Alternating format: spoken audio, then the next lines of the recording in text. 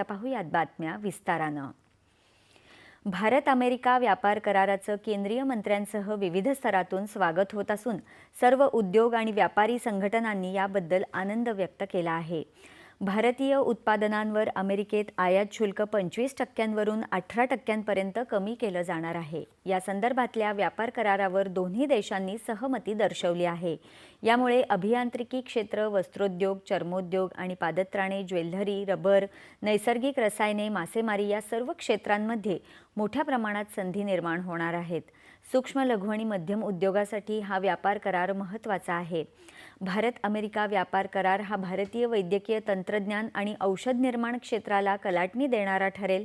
यामुळे आपल्या उत्पादकांना प्रोत्साहन मिळेल, स्पर्धात्मक वाढीस लागेल, गुंतवणुकीस चालना मिळेल आणि रोजगार निर्मिती होईल। तसंच या कराराद्वारे शेतकऱ्यांचं हित जपण्यात येणार असून कृषी, दुग्धविकास, पशुपालन आदी क्षेत्रांना फायदा होणार आहे। यामुळे दोन्ही अर्थव्यवस्थांमध्ये अधिक रोजगार निर्माण होतील, विकासाला चालना मिळेल आणि नवोन्मेषाला प्रोत्साहन मिळेल, असं परराष्ट्र व्यवहार मंत्री एस जयशंकर यांनी म्हटलं आहे। तर भारत अमेरिका व्यापार करार हा भारताचं भवितव्य सुनिश्चित करणारा करार असून यामुळे प्रत्येक भारतीयांचं हित साधलं जाईल, असा विश्वास वाणिज्य आणि उद्योग मंत्री पियुष गोयल यांनी व्यक्त केला आहे। जगातल्या प्रमुख निर्यात करणाऱ्या अर्थव्यवस्थांमध्ये भारताला आता अमेरिकेकडून प्राधान्य आयात शुल्क दर मिळणार आहे। यातून भारत अमेरिका मैत्रीच्या नव्या युगाची सुरुवात झाली आहे, असं मुख्यमंत्री देवेंद्र फडणवीस यांनी म्हटलं आहे।